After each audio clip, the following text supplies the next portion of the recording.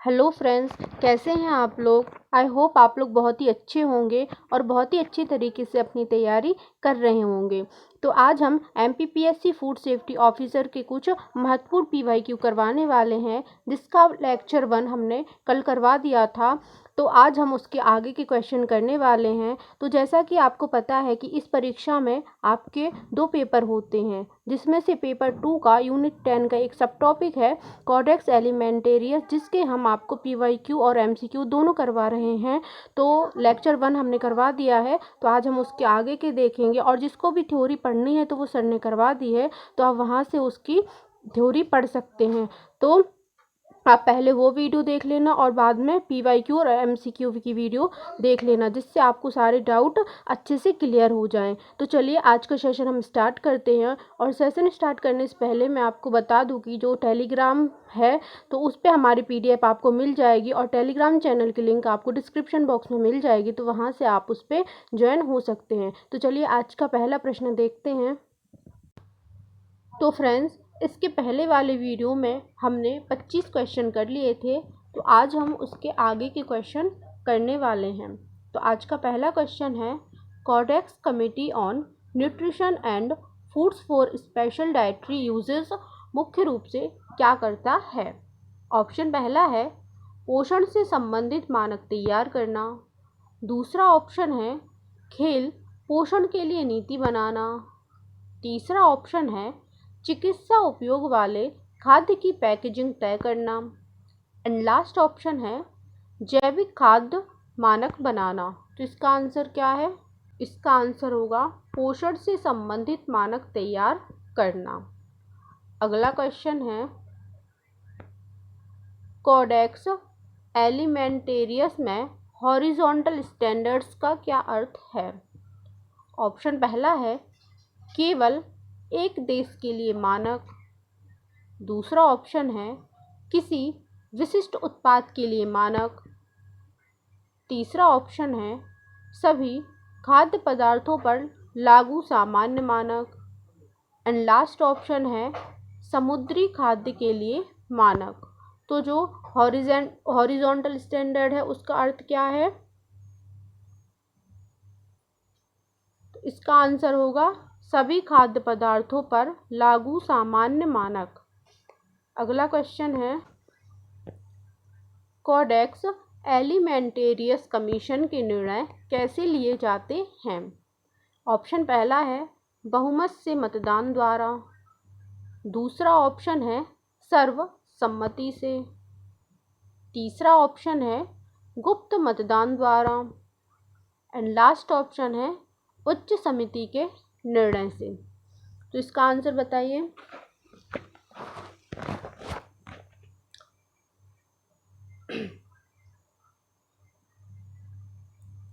तो इसका आंसर हो जाएगा सर्वसम्मति से। क्या हो जाएगा? सर्वसम्मति से।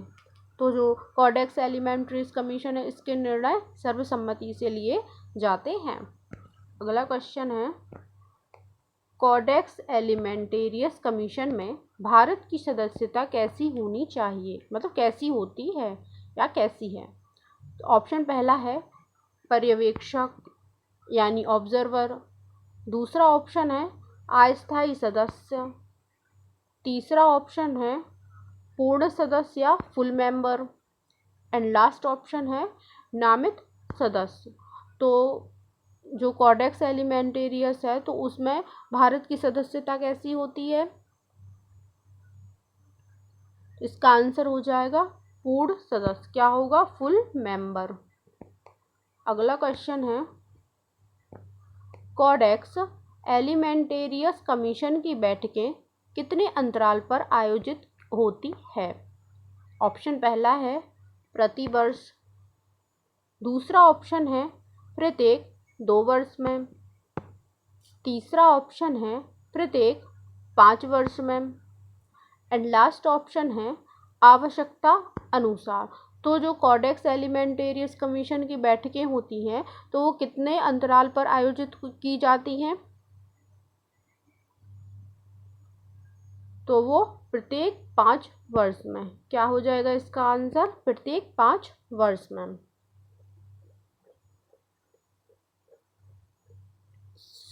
एक सेकेंड, मुझे इसमें कुछ डाउट। इसका प्रत्येक 5 वर्ष नहीं है, तो है ना, तो इसका क्या है, सही आंसर क्या है, इसका प्रत्येक 2 वर्ष में, क्या है, प्रत्येक 2 वर्ष में, है ना। आप इस ये मत लिखना, आप लिखना प्रत्येक 2 वर्ष में। तो कोडेक्स एलिमेंटेरियस कमीशन की बैठकें प्रत्येक 2 वर्ष में आयोजित की जाती है। अगला क्वेश्चन है, Codex committee on food labelling का मुख्य उद्देश्य क्या है। ऑप्शन पहला है खाद्य सुरक्षा मानक बनाना। दूसरा ऑप्शन है खाद्य पोषण मापदंड तय करना। तो क्या है दूसरा ऑप्शन, खाद्य पोषण मापदंड तय करना। तीसरा ऑप्शन है खाद्य उत्पादों के लेबलिंग मानक बनाना। एंड लास्ट ऑप्शन है खाद्य परीक्षण विधियों का विकास। तो इसका आंसर क्या होगा, बताइए,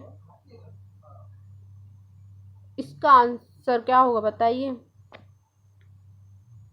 इसका आंसर होगा खाद्य उत्पादों के लेबलिंग मानक बनाना। तो देखो, अब अपन को इसी में इसका फुल फॉर्म भी मिल गया, तो अपन को इसको फुल फॉर्म भी याद रखना है। सो CCFL का फुल फॉर्म क्या हो जाएगा, Codex committee on food labelling, है ना। अगला क्वेश्चन है,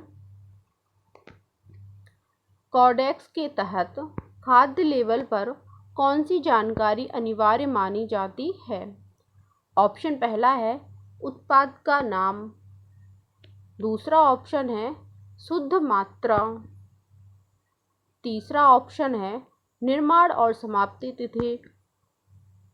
एंड लास्ट ऑप्शन है उपरोक्त सभी। तो कौन सी जानकारी अनिवार्य मानी जाती है। तो देखो, ये बहुत ही ज़्यादा कॉमन सेंस वाला क्वेश्चन है। तो देखो, उत्पाद का नाम ये भी ज़रूरी होता है, शुद्ध मात्रा ये भी ज़रूरी है, निर्माण और समाप्ति की तिथि तो ये भी ज़रूरी है। तो जो कोई भी खाद्य लेबल होता है तो उस पर ये तीनों होते हैं। तो इसका आंसर क्या हो जाएगा, उपरोक्त सभी इसका आंसर हो जाएगा। अगला क्वेश्चन है, कोडेक्स मानकों को भारत में लागू करने की जिम्मेदारी किस संस्था की है। ऑप्शन पहला है मिनिस्ट्री ऑफ एग्रीकल्चर।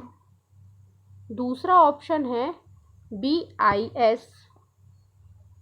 तीसरा ऑप्शन है फसाई। एंड लास्ट ऑप्शन है ICAR। तो इसका आंसर क्या हो जाएगा, बताइए। इसका आंसर होगा फसाई। क्या होगा इसका आंसर, फसाई। तो देखो, अपन इसके कुछ फुल फॉर्म भी देख लेते हैं।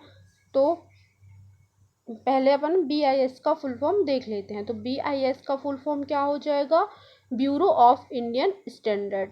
क्या होगा BIS का full form, bureau of Indian standard इसका फुल फॉर्म हो जाएगा। और जो BIS है ये क्या है, यह एक अधिनियम है, तो जो 2 अक्टूबर 2017 को लागू किया गया था। तो BIS एक अधिनियम है, उसका फुल फॉर्म है ब्यूरो ऑफ इंडियन स्टैंडर्ड। और यह अधिनियम 2 अक्टूबर 2017 को लागू किया गया था। और इसका मुख्यालय कहाँ है, मानेक भवन नई दिल्ली में। कहाँ पे है, मानेक भवन नई दिल्ली में इसका मुख्यालय है ना। तो अब अपन फसाई भी देख लेते हैं। तो फसाई की स्थापना कब हुई थी, 2006 में। फसाई की स्थापना 2006 में हुई थी। और फसाई के जो वर्तमान अध्यक्ष हैं वो सुश्री सलीला श्रीवास्तव IAS हैं। तो इनके वर्तमान अध्यक्ष कौन है, सुश्री सलीला श्रीवास्तव IAS हैं। और जो फसाई है तो उसका मुख्यालय कहाँ पे है, नई दिल्ली में। कहाँ पे है, नई दिल्ली में। अब अपना रह गया ICAR। तो ICAR का फुल फॉर्म क्या है, imperial council of agriculture research. तो जो ICAR है इसकी स्थापना कब की गई थी, 16 जुलाई 1929 को। कब की गई थी, 16 जुलाई 1929 को की गई थी। और इसका फुल फॉर्म क्या है, imperial council of agriculture research. और जो ICAR है उसका मुख्यालय कहाँ पे है, दिल्ली में। और ICAR के बारे में मैं आपको एक और महत्वपूर्ण फैक्ट बताना चाहूँगी। जो मतलब पेपर में पूछ भी सकते हैं और नहीं भी पूछ सकते हैं, लेकिन अपन इसको कर लेंगे, है ना, कुछ भी नहीं छोड़ना अपन को। तो जो ICAR है, तो इसका मूल नाम क्या था? इसका मूल नाम था पूसा संस्थान। क्या था? पूसा संस्थान। तो पूसा संस्थान की स्थापना कब की गई थी? 1905 में इसकी स्थापना की गई थी। और कहाँ पे की गई थी? बिहार में। तो इसका मूल नाम पूसा संस्थान था, जिसकी स्थापना 1905 में बिहार में की गई थी। तो अपना ऑलमोस्ट कंप्लीट हो गया। अगला क्वेश्चन देखते हैं। कोडेक्स द्वारा किस खाद्य वर्ग के लिए विशिष्ट मानक नहीं बनाए जाते? ऑप्शन पहला है डेयरी उत्पाद, दूसरा ऑप्शन है समुद्री खाद्य, तीसरा ऑप्शन है घरेलू खाद्य एंड लास्ट ऑप्शन है प्रसंस्कृत खाद्य। तो जो इसका आंसर है वो क्या हो जाएगा? बताइए क्या पूछा है? कोडेक्स द्वारा किस खाद्य वर्ग के लिए विशिष्ट मानक नहीं बनाए जाते? तो इसका आंसर बताइए। इसका आंसर हो जाएगा घरेलू खाद्य। क्या हो जाएगा? घरेलू खाद्य। Next question. कोडेक्स एलिमेंटेरियस के सिद्धांतों में से एक नहीं है। ऑप्शन पहला है वैज्ञानिक साक्ष्य आधारित मानक, दूसरा ऑप्शन है उपभोक्ता की सुरक्षा, तीसरा ऑप्शन है व्यापार प्रतिबंध को बढ़ावा देना और लास्ट ऑप्शन है निष्पक्ष व्यापार प्रथाओं को प्रोत्साहित करना। तो इसका आंसर क्या होगा?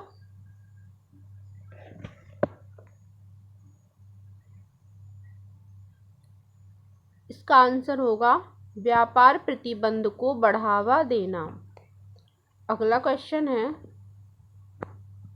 किस कोडेक्स समिति का कार्य है कि खाद्य उत्पादों में प्रयुक्त कीटनाशकों की अधिकतम सीमा तय करना? ऑप्शन पहला है CCPR, दूसरा ऑप्शन है CCFH, तीसरा ऑप्शन है CCFL और लास्ट ऑप्शन है CCFAC। तो इसका आंसर क्या है?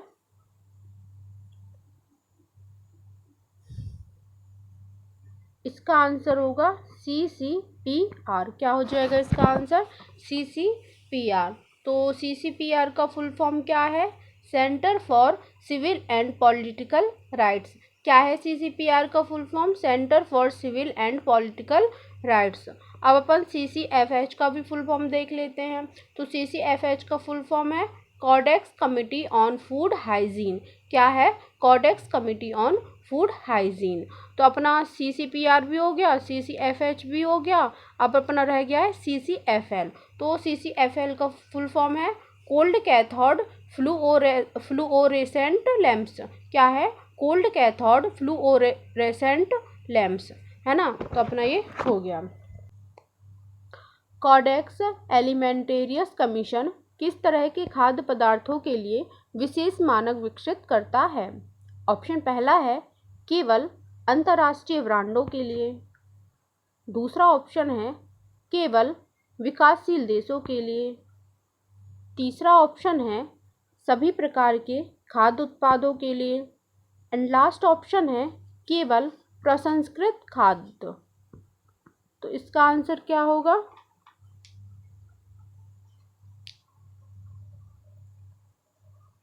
इसका आंसर हो जाएगा सभी प्रकार के खाद्य उत्पादों के लिए। अगला क्वेश्चन है फ्रेंड्स, मैं अगला क्वेश्चन स्टार्ट करने से पहले बता दूं कि अगर आपको इसकी PDF चाहिए है तो PDF आपको टेलीग्राम चैनल पर मिल जाएगी और टेलीग्राम चैनल की लिंक आपको डिस्क्रिप्शन बॉक्स में मिल जाएगी। और जो कोडेक्स वाला टॉपिक है तो इसका थ्योरी भी हम करवा रहे हैं, तो वो हमारे सर ने करवा दिया है।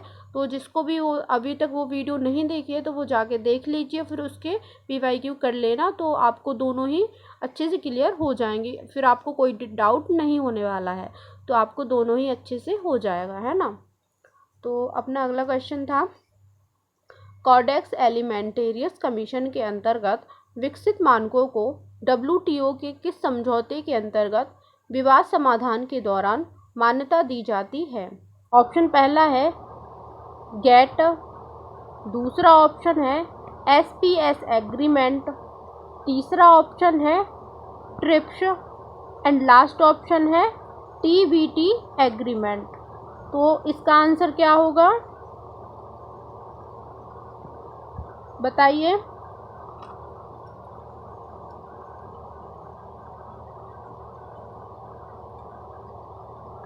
तो जो इसका आंसर है वो क्या हो जाएगा?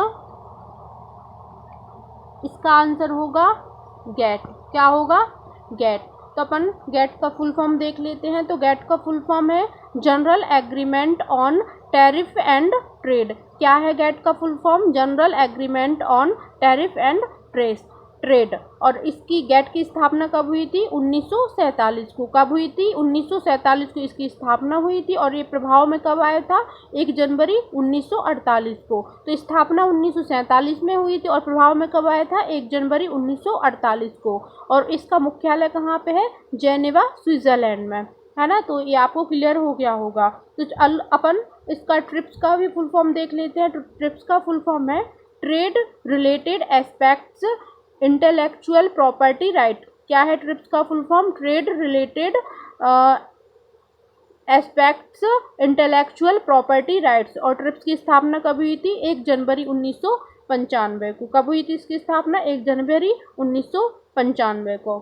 अगला क्वेश्चन है रिस्क एनालिसिस फ्रेमवर्क में कॉडेक्स एलिमेंटेरियस के अनुसार कौन सा चरण शामिल नहीं है? ऑप्शन पहला है रिस्क परसेप्शन, दूसरा ऑप्शन है रिस्क असेसमेंट, तीसरा ऑप्शन है risk management and last option है रिस्क कम्युनिकेशन। तो इसका आंसर क्या होगा? कौन सा चरण शामिल नहीं है इसमें?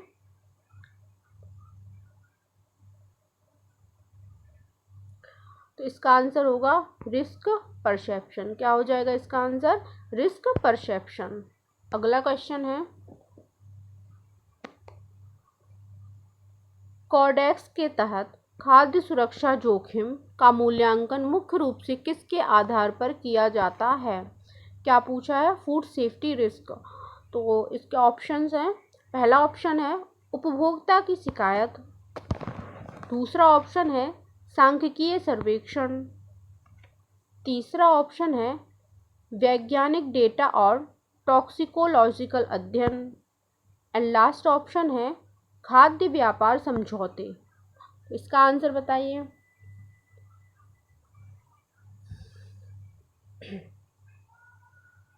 इसका आंसर है वैज्ञानिक डेटा और टॉक्सिकोलॉजिकल अध्ययन। अगला क्वेश्चन है Codex committee on method of analysis and sampling का कार्य है। ऑप्शन पहला है खाद्य पदार्थों का रासायनिक विश्लेषण करना, दूसरा ऑप्शन है खाद्य परीक्षण की मानकीकृत विधियाँ तय करना, तीसरा ऑप्शन है खाद्य प्रसंस्करण उपकरणों की गुणवत्ता जांचना एंड लास्ट ऑप्शन है खाद्य श्रेणी का निर्धारण। तो इसका आंसर क्या हो जाएगा?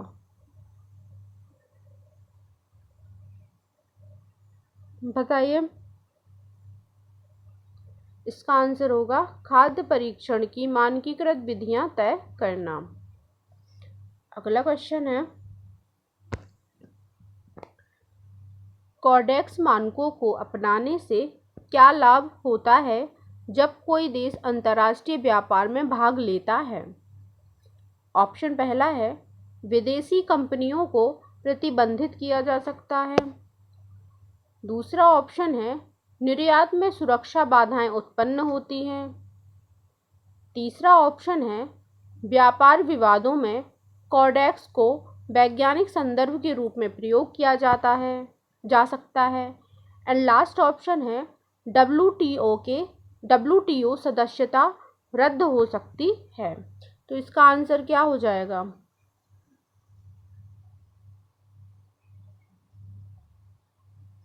इसका आंसर होगा व्यापार विवादों में कोडेक्स को वैज्ञानिक संदर्भ के रूप में प्रयोग किया जा सकता है।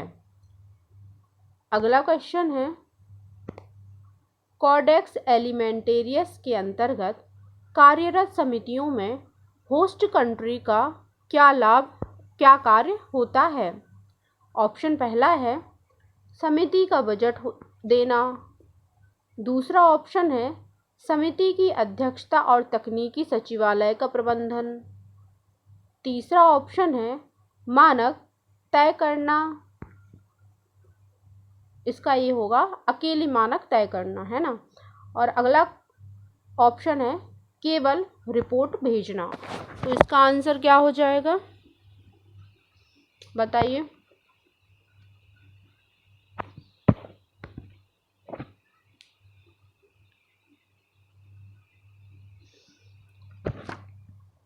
बताइए इसका आंसर क्या होगा।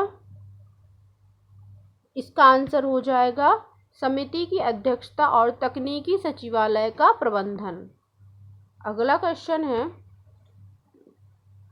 कोडेक्स मानकों को राष्ट्रीय कानून में अपनाने की प्रक्रिया को क्या कहते हैं?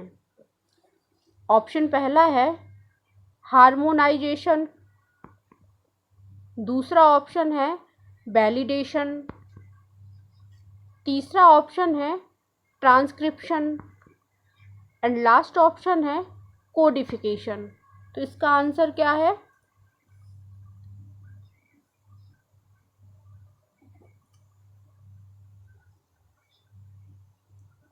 बताइए। तो इसका आंसर हो जाएगा हार्मोनाइजेशन। क्या होगा, हार्मोनाइजेशन। अगला क्वेश्चन है,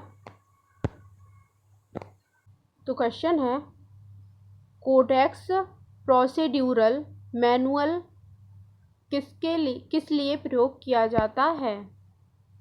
ऑप्शन पहला है खाद्य उत्पादों का पोषण चार्ट बनाने के लिए। दूसरा ऑप्शन है कोडेक्स के कार्य संचालन, निर्णय प्रक्रिया और नीति मार्गदर्शन के लिए। तीसरा ऑप्शन है केवल खाद्य लेबलिंग के लिए। एंड लास्ट ऑप्शन है समिति गठन के लिए। तो इसका आंसर क्या होगा,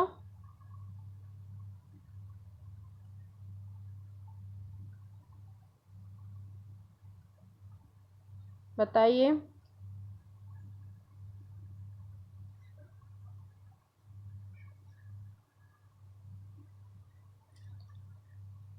इसका आंसर हो जाएगा कोडेक्स के कार्य संचालन, निर्णय प्रक्रिया और नीति मार्गदर्शन के लिए। अगला क्वेश्चन है, कोडेक्स के तहत general standard for contaminants and toxins in food and feed का उद्देश्य क्या है? ऑप्शन पहला है खाद्य में रंग गंध निर्धारित करना। दूसरा ऑप्शन है खाद्य में जहरीले तत्वों की अधिकतम सीमा तय करना। तीसरा ऑप्शन है जीएमओ खाद्य मानक तय करना। एंड लास्ट ऑप्शन है कीटनाशक अनुमोदन। तो इसका आंसर क्या है,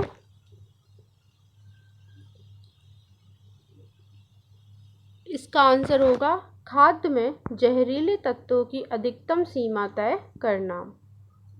अगला क्वेश्चन है, यदि कोई देश कोडेक्स मानकों से अलग कोई नियम बनाता है तो डब्ल्यूटीओ के अंतर्गत उसे क्या करना होगा? ऑप्शन पहला है कोई सूचना नहीं देनी होगी।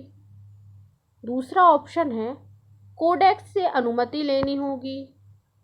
तीसरा ऑप्शन है वैज्ञानिक साक्ष्य देकर उचित ठहराना होगा। एंड लास्ट ऑप्शन है डब्ल्यूटीओ से बाहर होना होगा। तो इसका आंसर क्या हो जाएगा,